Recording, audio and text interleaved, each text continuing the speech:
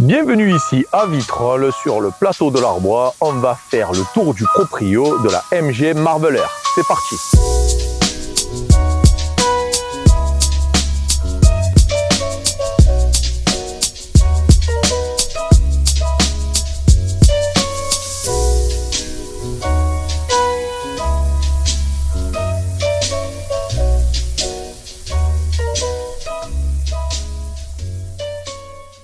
Salut tout le monde, c'est Slyjean pour une toute nouvelle vidéo. À l'heure où je tourne cette vidéo, nous sommes tout près, mais alors tout près, des 100 abonnés. Dans pas longtemps, je l'espère, ils seront là. Non, pas là mon colonel. Et ça, c'est si vous likez la vidéo et vous abonnez à ma chaîne. Aujourd'hui, c'est une marque anglaise mythique qui va vous être présentée. Moretti, je comprends l'anglais. L'Angleterre, c'est une nation incroyable dans l'histoire de l'automobile, avec des marques iconiques comme Land Rover, dont vous retrouverez bien sûr l'essai du Range Rover Evoque juste ici. Aston Martin aussi, dont on n'a toujours pas fait un tour du proprio.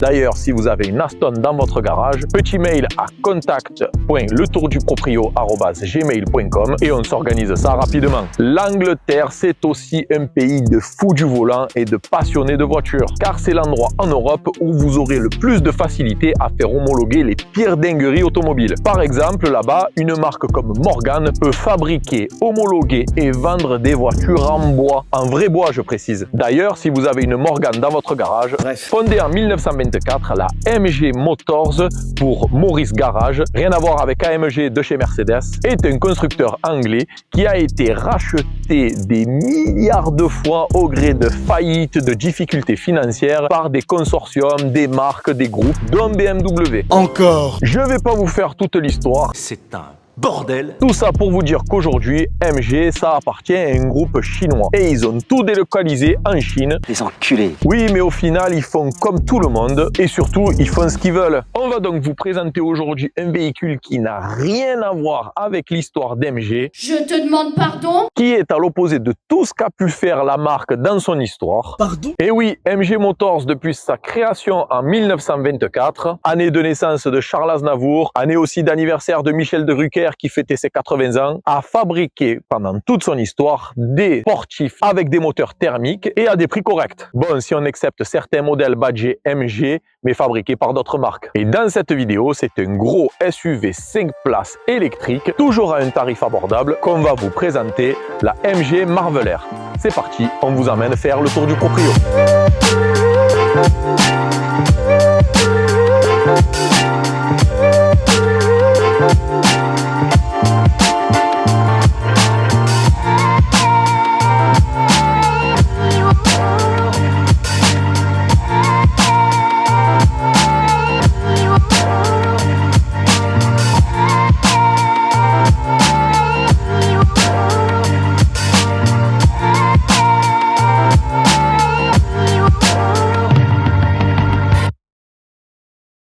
Pour découvrir plus intimement cette MG, nous sommes accueillis aujourd'hui par Florian, le proprio de cette voiture. Tiens, un chauve. Bonjour Florian, comment ça va? Bonjour. Ça va, Sly, merci, bonjour. Alors, première question, qu'est-ce qui a bien pu t'attirer chez cette marque qui existe depuis 100 ans, mais qui nous revient aujourd'hui, propriété d'un groupe chinois et dans une forme complètement inédite pour la marque? Et surtout, qu'est-ce qui t'a attiré vers l'électrique? Pour la partie électrique, c'était le point de vue économique.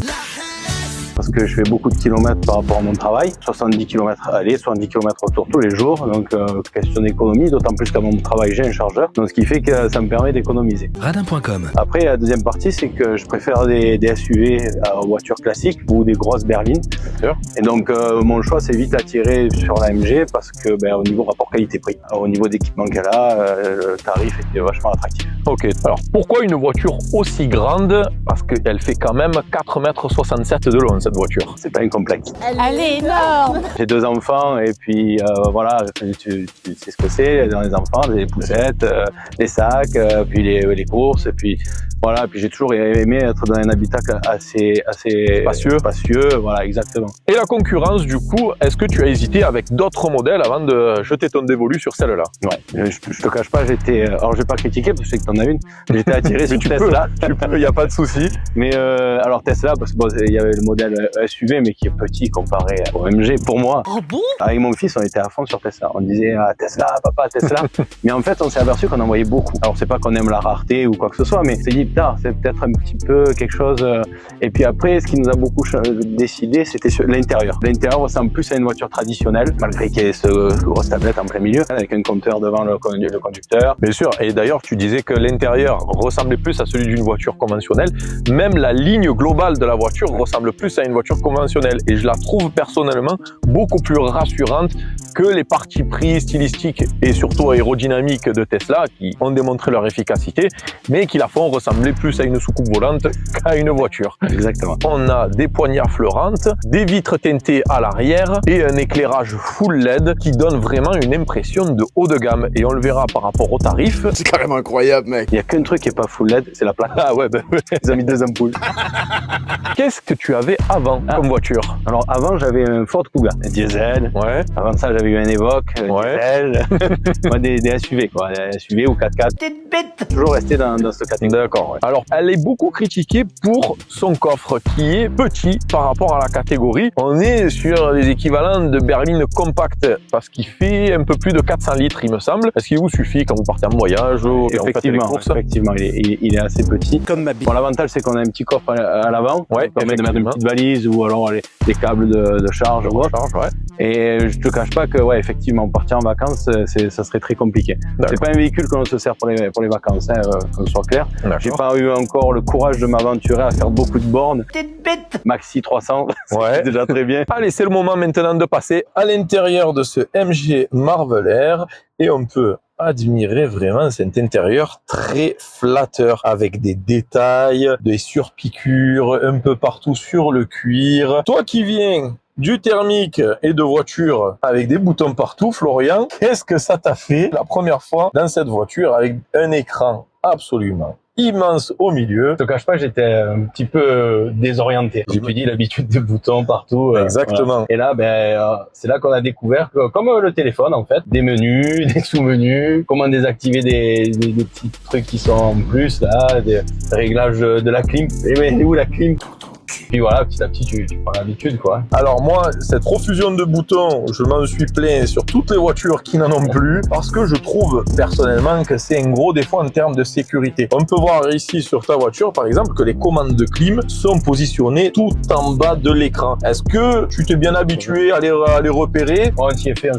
C'est vrai que les premiers temps, tu penches la tête, tu cherches, mais après, ça devient vachement intuitif. Oui, ça tombe sous la main quand tu as la main sur la coudoir. Alors, c'est ta coudoir, on va en parler un petit peu parce que ça fait partie des petits détails de finition qui nous rappellent qu'on est dans une voiture chinoise. Est-ce que tu peux ouvrir ton coudoir? Voilà. Avec le petit bruitage qui fait bien.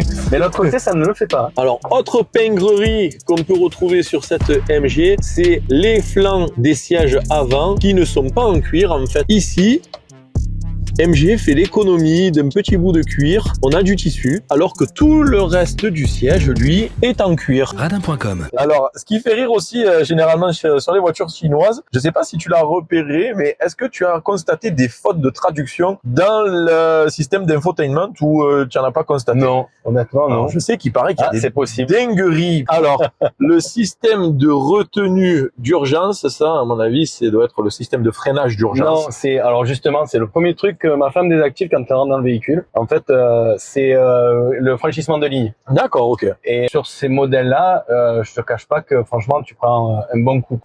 Il est brutal. Et puis, comme je t'ai dit, ma femme et même d'autres personnes qui sont montées, au bout d'un moment, il me dit « Lève-le, j'ai mal au cœur ». Alors, c'est pas que je lâche tout le temps le volant, hein, pas du tout, mais en fait, ouais, il est très brutal. Ouais. Donc, du coup, à chaque fois qu'on démarre, parce qu'il se remet automatiquement, comme tous, hein, en fait, apparemment, parce que je me suis renseigné. Ce volant, 3 branches, Tu mates le volant? moi, à première vue, en le voyant, il me rappelle beaucoup Les volants Volkswagen, surtout dans la disposition des boutons. Comment tu le trouves, toi, ce volant? Assez intuitif. Pareil, bon, l'habitude un petit peu des commandes au volant. Après, Donc, Volkswagen, c'est une bonne ça va. référence en termes de Après, moi, je le trouve assez large. La prise en main, ils auraient pu faire mieux. C'est assez fin. Ouais. Et le cuir, ouais. Il a l'air un peu glissant. Voilà. C'est pas une bonne qualité. C'est pas un des meilleurs volants qu'on ait pu voir. Alors, ils ont essayé une petite finition qui est sympa, un petit peu d'alu brossé comme ça. Sur ce véhicule, l'équipement est très complet. Florian nous en a parlé aussi tout à l'heure. Il y a 0 option. On a tout sur cette voiture. La caméra 360, le rayon électrique, l'ouverture sans clé, les sièges électriques chauffants et ventilés, qu'on n'a pas sur une Tesla Model Y. Les aides à la conduite, détection d'angle mort, avec un dispositif assez incroyable que tu m'as fait découvrir. C'est que sur les contre-portes, on a une petite alerte, que ce soit à l'avant, à l'arrière. Si un véhicule arrive, ça clignote en rouge. Exact. Ouais. Et c'est vraiment un plus, ça, si j'imagine, Ouais, quand pour il y a les des enfants. Exact. C'est vraiment un plus en termes de sécurité. Hein. Et aussi cet écran qui est très lisible en face du conducteur. Il est personnalisable. Non. Ou alors je ne sais pas le faire. Ou alors tu sais pas le faire. Okay. Petit défaut sur cette voiture que j'ai pu constater en lisant un peu les essais, l'écran manquerait un petit peu de réactivité. Qu'est-ce que tu en penses? Ouais. Il faut être de temps en temps, tu as l'impression qu'il faut un petit peu insister. Après, je m'y suis habitué. On s'y fait. Ouais. C'est moins rapide qu'un smartphone récent. C'est vrai que l'écran est immense hein, quand même. Ça c'est le premier truc qu'on constate, avec aussi des rangements juste en dessous, des prises USB. Il y a un emplacement induction dans la fameuse console centrale. La console qui couine. Je mettrai une photo de Freddie Mercury. Alors, enfin, on n'en a pas parlé. C'est rigolo. Outre le prix qui est ultra compétitif et l'équipement qui est pléthorique, la voiture est garantie 7 ans. J'imagine que ça a dû jouer quand même. Ça fait la diff quand même. Ça fait réfléchir également. À noter que toi, tu as réussi à l'avoir avec le bonus écologique de 5 000 €, c'est bien ça. Tout à fait, ouais. Et qu'aujourd'hui, ben, comme elle est fabriquée en Chine, il n'y a plus de bonus. Il n'y a plus de bonus écologique. Terminé, bonsoir. Quoi. Mais MG, apparemment, compense... Ce que j'ai lu, apparemment, ces derniers temps, il se lancerait sur une prime MG. Ok, super. On va rouler? Allez. C'est parti, on démarre. Départ en douceur, comme dans toutes les voitures électriques. Exact. C'est quand même un plaisir. Hein. Ouais. On n'en a pas parlé, mais cette voiture a une architecture un petit peu bizarre. C'est-à-dire qu'elle est à 2 moteurs, mais les 2 moteurs sont à l'arrière. Exact. Pour un total de 180 chevaux. Alors, je sais pas pourquoi tu dis que c'est une bizarrerie, je savais pas. Je le savais qu'il y avait 2 moteurs à l'arrière, c'était une propulsion. J'ai jamais vu, moi j'ai jamais vu ça. On voit ça sur les nouvelles voitures électriques, mais les ultra hautes performances qui ont jusqu'à 4 moteurs, un pour chaque roue, mais 2 moteurs à l'arrière sur un premier prix, j'ai jamais vu ça. Autre bizarrerie aussi, c'est qu'elle a une boîte de vitesse. Exact. Et la première fois que ça m'a choqué, je te cache pas, j'ai dû rappeler carrément le vendeur. Ouais. En fait, on sent comme un petit passage de vitesse d'une boîte auto, mais ultra furtif en fait. Un petit à-coup. Aux alentours de 80-90 km/h. La première fois, je me suis dit, mais il y a un à-coup, qu'est-ce qui se passe et tout. Puis du coup, en testant, je me suis aperçu que c'était relativement toujours la même vitesse. Et déduit, il y a un truc de passage de vitesse, quelque chose qui m'a échappé, quoi. Donc j'ai quand même rappelé le vendeur, j'ai dit, c'est normal, il y a un petit à-coup. Il me dit, ah oui, c'est le passage à la vitesse. C'est là que j'ai appris qu'il y avait donc une boîte à vitesse. Une boîte de vitesse. Et je pense que c'est unique. On a 2 moteurs de 180 chevaux, 290 sur le 4x4 Performance. Est-ce que c'est suffisant pour ton utilisation? Amplement suffisant. D'autant plus maintenant, les routes sont truffées de radars. Bien sûr. Donc, mais ce qui est intéressant, et c'est ce qu'on retrouve sur le 3/4 des électriques, enfin sur toutes les électriques, c'est que c'est assez péchu, quoi. Voilà. Ouais, le couple instantané. Le couple instantané est vachement agréable. Alors il y a différents modes où on le sent plus ou moins sur celle-ci. Ouais. Moi je roule tout le temps, généralement c'est en mode éco. Ouais. Donc on le sent moins. Là, je suis resté en mode normal, c'est le mode, quand on démarre, le mode classique. D'accord. Et puis, quand, des fois, je vois un petit kéké qui veut faire le beau, je mets en mode sport, tu vois.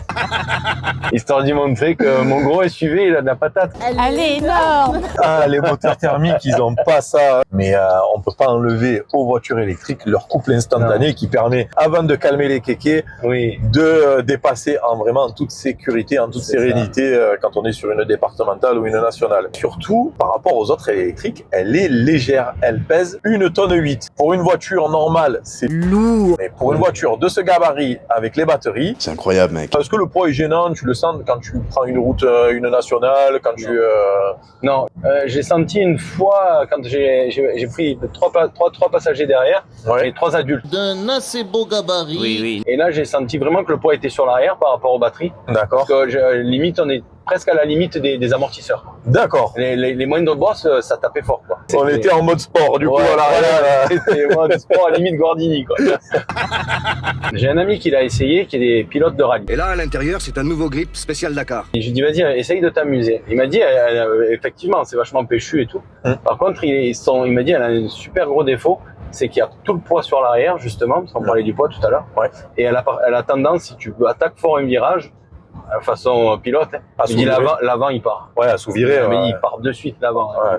Et c'est surprenant d'avoir une propulsion qui est sous-vireuse. Alors effectivement, comme tu as dit, il y a plusieurs modes de conduite qui agissent sur les suspensions, sur la direction, sur la réponse à l'accélération aussi. Exact. On constate quand même qu'on a une plutôt bonne insonorisation. Là, on est sur une départementale à 110. Régulateur avec régulateur. avec de la conduite. Alors ça c'est pas mal, mais il faut pas lâcher le volant. Hein. Tu m'as dit, toi, tu n'as pas fait encore de longs trajets.